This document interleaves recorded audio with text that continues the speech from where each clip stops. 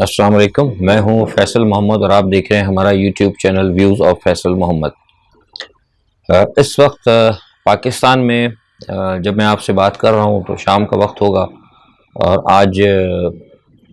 جمعہ کا روز ہے، جمعہ المبارک ہے، اور اس وقت صورتحال جو میں دیکھ رہا ہوں پاکستان میں، اس وقت ایک بڑے ڈیزاسٹر کا سامنا ہے پورے پاکستان کو۔ سیاست پہ تو ہم بات کرتے ہیں، آج بھی کریں گے انشاءاللہ کچھ، لیکن تھوڑا سا ہم آپ کو یہ بتائیں کہ اس وقت جو صورتحال ہوئی ہے پاکستان میں، جو میں نے معلومات کی ہیں اپنے ذرائع سے، یا جو مجھے معلومات ملی ہیں، اس سے پتہ لگ رہا ہے کہ لاکھوں ایکڑ زرعی زمین جو ہے وہ تباہ ہو چکی ہے، اور بڑا نقصان ہوا ہے۔ جو ابھی تک اعداد و شمار آپ سن رہے ہیں اس سے کہیں زیادہ ہے۔ کہا جا رہا ہے کہ تقریباً 70 ارب، یا پتہ نہیں، میں سمجھتا ہوں کہ شاید 100 ارب سے بھی زیادہ اوپر کا یہ نقصان ہوگا۔ ابھی تو تخمینہ، کیونکہ حالات ایسے ہیں، صحیح معنوں میں نہیں ہو پا رہا، لیکن جب کیونکہ صرف یہی تو نہیں نا، جو فصلیں جو ابھی گئی ہیں، جو ڈوب گئیں کھڑی فصلیں، جو انفراسٹرکچر آپ کا تباہ ہوا ہے، اور پھر جو لوگ جن کے گھر مطلب دریا برد ہو گئے، اور بہت سارے معاملات ہیں، وہ جب دوبارہ ان کا تخمینہ لگے گا، اور پھر جو چیزیں بنائی جائیں گی، رسد و رسائل، گیس کی لائنیں اور پٹریاں، اور پتہ نہیں کیا کیا، یہ تو جب ابھی تو سب مطلب ایک جسے کہتے ہیں نا کہ وہ دور ہے اس وقت ہنگامی، تو یہ ہنگامی صورتحال کے درمیان آپ کو 70-80 ارب کی بات ہو رہی ہے۔ میں سمجھتا ہوں کہ 100 ارب، 125 ارب سے بھی اوپر جو ہے نقصان چلائے گا۔ بہرحال ہمیں اللہ سے دعا کرنا چاہیے کہ یہ جو بھی اس وقت ہمارے ساتھ معاملہ ہوا ہے، اس کو اللہ تعالیٰ بس ٹال دے تو اچھا ہے۔ لیکن جو افسوسناک بات ہے وہ یہ ہے کہ بے حسی اور انسان دشمنی کے جو کچھ مظاہرے بھی ہمیں حکومت میں دیکھنے میں آ رہے ہیں۔ یعنی کل میں نے ویلاگ نہیں کیا تھا، کل اپنی کچھ مصروفیات کی وجہ سے، اور کچھ میرا اہم معاملہ تھا جس کی وجہ سے بالکل میں ٹائم نہیں نکال سکا، جہاں میں تھا میں کر نہیں سکتا تھا، کچھ ریسٹرکشنز وغیرہ ہوتی ہیں۔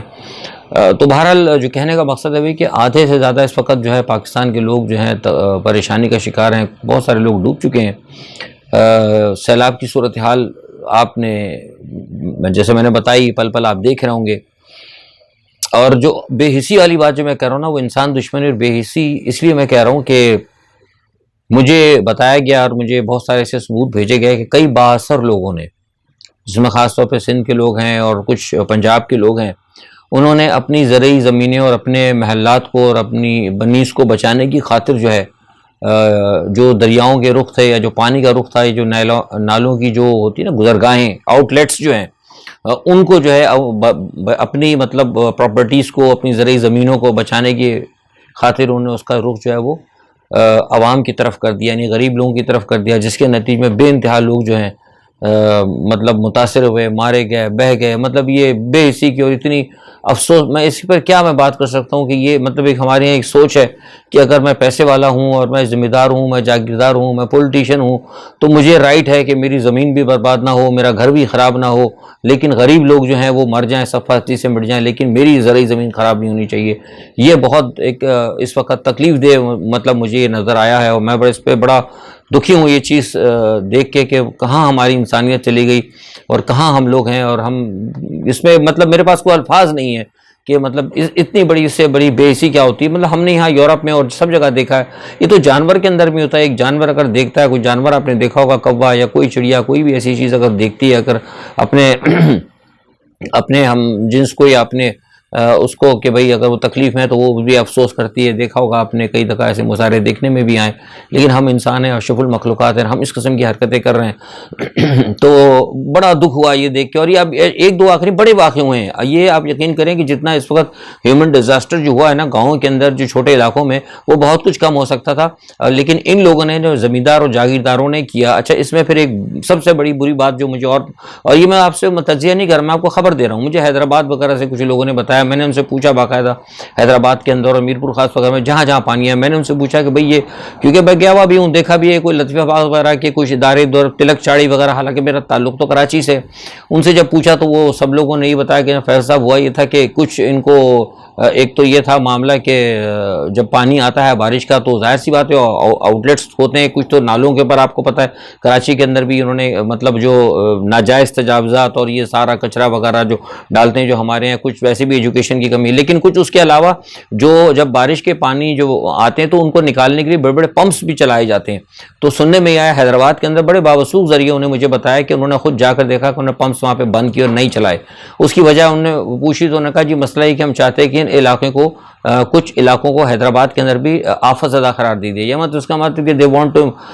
انکریز, مطلب وہ فنڈ لینا چاہتے تھے, مطلب مدد لینا چاہتے ہیں. جو آپ نے دیکھا کہ آج پھر وہ 15 ارب روپے کی مدد انہوں نے کی ہے جا کے پرائم منسٹر صاحب نے. مجھے نہیں پتا کہ وہ 15 ارب روپے آیا کہاں سے آئے ان کے پاس, اور اگر دیے تو کیوں دیے, کیا سندھ حکومت کے پاس کچھ نہیں ہے پیسہ جو انہوں نے 15 ارب ان کے ہاتھ میں دے دیا. اور پھر مجھے ایک افسوس اس بات کا ہوا کہ وہاں پہ شہباز شریف, میں نے خود سنا ہے, مطلب شہباز شریف نے یہ کہا کہ ان کے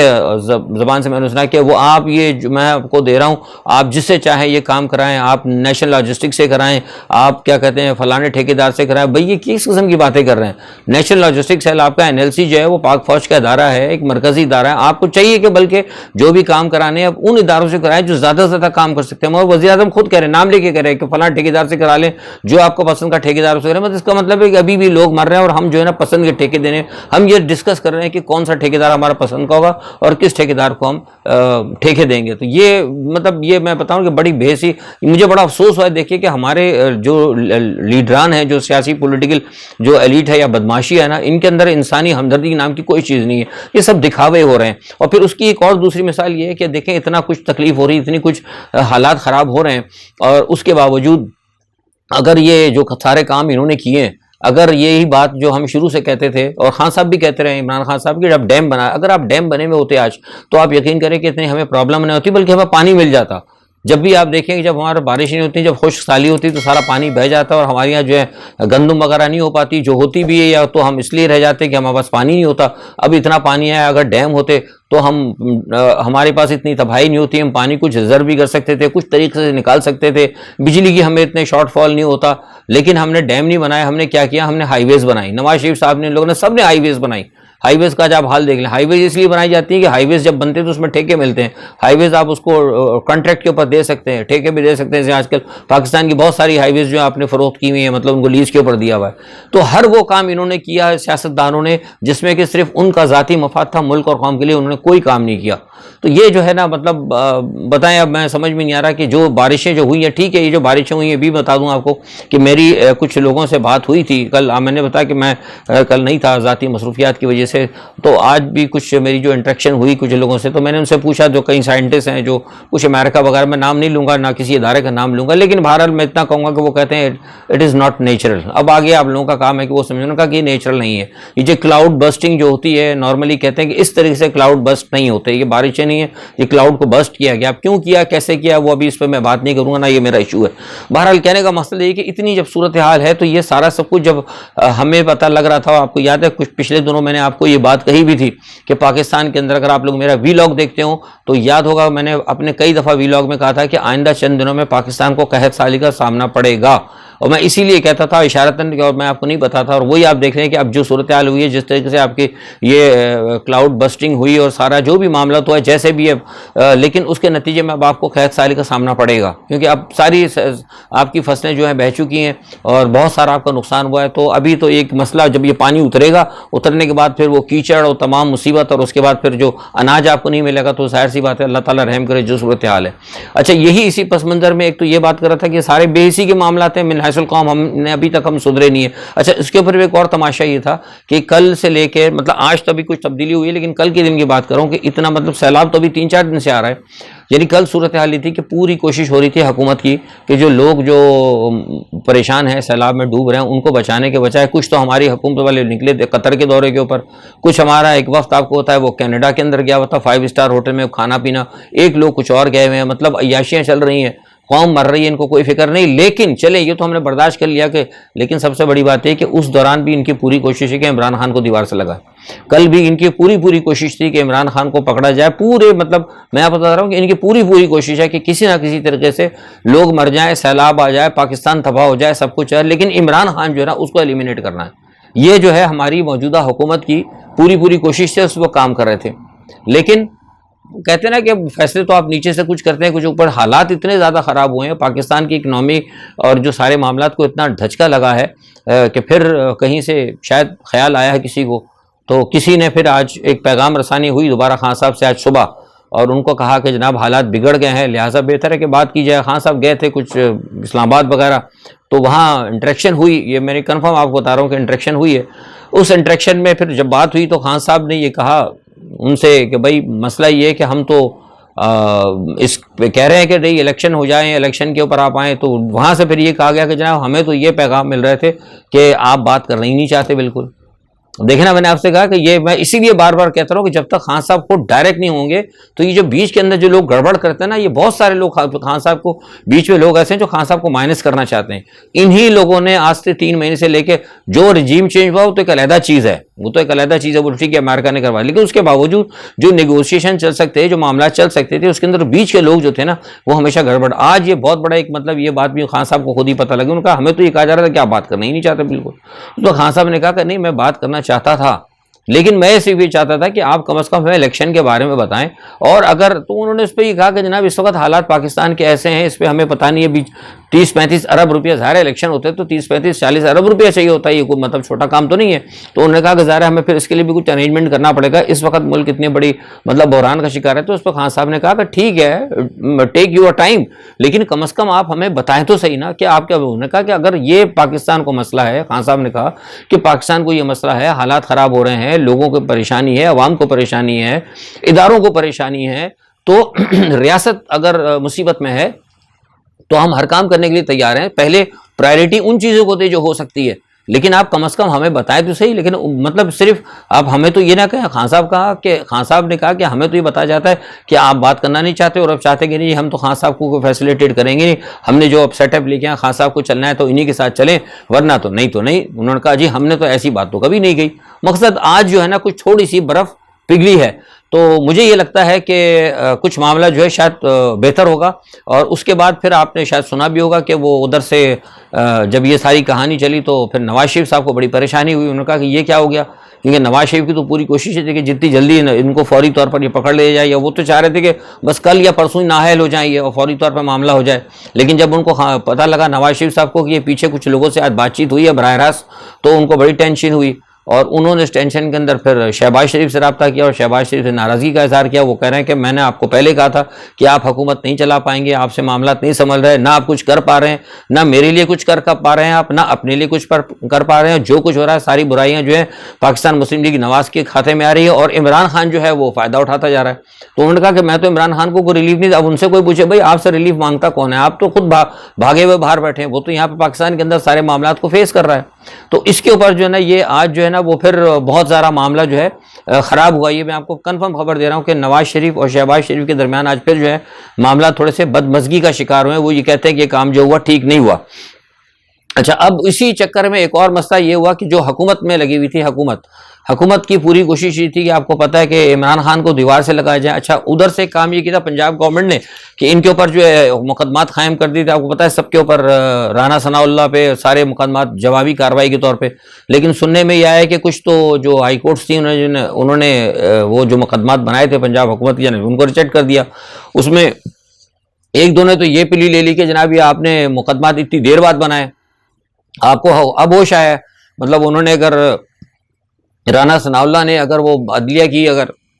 بے توقیری کی تھی یا اگر کوئی بات کی تھی تو آپ اب آ رہے ہیں، مطلب اس کا مطلب یہ ہے کہ آپ کو عدلیہ کا احساس نہیں تھا۔ یہ میں آپ کو بتا رہا ہوں جو پرائیویٹ، مطلب یہ بات سامنے نہیں ہے لیکن ویسے بتا رہا ہوں آپ کو۔ تو انہوں نے کہا کہ ہم نے اس لیے ریجیکٹ کیا کہ ان کو پہلے خیال نہیں تھا کہ ججز کی توہین ہوئی ہے، عدلیہ کی توہین ہوئی ہے۔ اب جب ان کے اوپر بات پڑی ہے تو پھر یہ جو ہے کاؤنٹر کرنا چاہتے ہیں، کاؤنٹر ایک نیریٹو لے کے آ رہے ہیں۔ تو کچھ نے تو یہ کہہ کے ریجیکٹ کر دیا، اور کچھ نے ایک آدھ جج نے شاید یہ کہہ دیا کہ جس عدلیہ کا یہ معاملہ ہے یا جس عدالت کی توہین ہوئی تھی اس کو اس میں لے کے جائیں۔ تو بہرحال وہ معاملہ جو ہے نا فی الحال جو پنجاب حکومت نے ایک جوابی وار کیا تھا عمران خان کی طرف سے کہ جو دہشت گردی کے مقدمات بنائے گئے تھے ان کے اوپر بنا کے، تو اس کو سمجھ لیں فی الحال یہ انہوں نے کچھ نہ کچھ بہانہ کر کے اس کو ٹال دیا ہے۔ تو یہ سارے جو ہے نا معاملات ایک مطلب چل رہے ہیں، ابھی تک یہی ہے صورتحال۔ لیکن خان صاحب نے اس وقت یہ فیصلہ کیا ہے کہ وہ اپنی جو پولیٹیکل جو ہے بھی جو اسٹرگل ہے وہ کرتے رہیں گے، اور ساتھ ساتھ انہوں نے کہا کہ وہ اب جو سیلاب زدگان ہے وہاں بھی جائیں گے اور اس معاملات کے اندر بھی اپنا ایک کردار ادا کریں گے۔ اور انہوں نے پی ٹی آئی کے لوگوں کو کہا ہے کہ اس کے اوپر بھی تھوڑا سا کام کیا جب اچھی بات ہے، ہونا چاہیے، ظاہر سی بات ہے کہ جو عوام کے لیے تو کر رہے ہیں نا، تو ظاہر ہے عوام ٹھیک ہے وہ اقتدار میں نہیں ہے، لیکن کم از کم وہ کہتے ہیں کہ کچھ، وہ کہتے ہیں نا اب اگر کسی کو اگر گڑ نہیں دے سکتے تو گڑ جیسی بات تو کر سکتے ہیں نا. تو پھر یہ ہے کہ اچھی بات ہے، وہ اگر انہوں نے جانے کا فیصلہ کیا بہت اچھی بات ہے، میں سمجھتا ہوں کرنا چاہیے. تو یہ ساری صورتحال ہے اس وقت. تجزیے میں میرا بس یہی تھا کہ آج کے جو صورتحال اصل وہ یہی ساری صورتحال ہے کہ ملک جو ہے پورا ڈوبا ہوا ہے، اور یہ سارے جو معاملات آپ کے سامنے ہیں. لیکن اس میں ایک چیز یہ ہے کہ جو ایک بات سامنے آ رہی ہے کہ روس جو ہے اپنی جو معاملات ہے یہ اس کا یوکرین کا وہ معاملہ جو ہے، پھر میں نے آپ سے کہا تھا کہ بہت بگڑتا جا رہا ہے، اور مجھے نہیں لگ رہا کہ امریکہ جو ہے اس جیسے میں نے آپ کو پہلے تھا اس جنگ کو روکنا چاہتا ہے. اب دیکھیں نا، مجھے آج پتہ لگا اور میں نے تحقیق کی کہ روس نے اس کے پاس اتنی گیس جمع ہو گئی ہے، کیونکہ وہ یورپ کو تو نہیں دے رہا گیس. آپ کو پتہ ہے کہ اس نے وہ جو ہے اپنی گیس لائن کی جو ان کے جرمنی کو جو دیتے ہیں،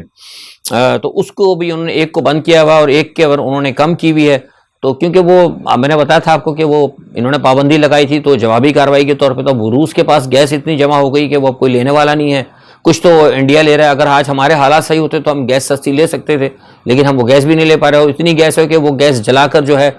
ضائع کر رہے ہیں رشیا جو ہے. تو یہ دیکھیں کتنی بدقسمتی کی بات ہے کہ اب ہمارے حالات ہی ان کے ساتھ درست نہیں ہیں. اچھا، دوسرا یہ کہ ایک بات میں نے آپ کو بتائی تھی کہ ایک جو خطرہ میں نے یاد ہو آپ کو انہی ویلاگز میں بتایا تھا کہ زیپوریشیا پلانٹ جو ہے اس کے معاملات بڑے خراب ہو رہے ہیں. اب اس کے اندر ایک اور جو سازش آ رہی ہے سامنے، وہ سازش یہ آ رہی ہے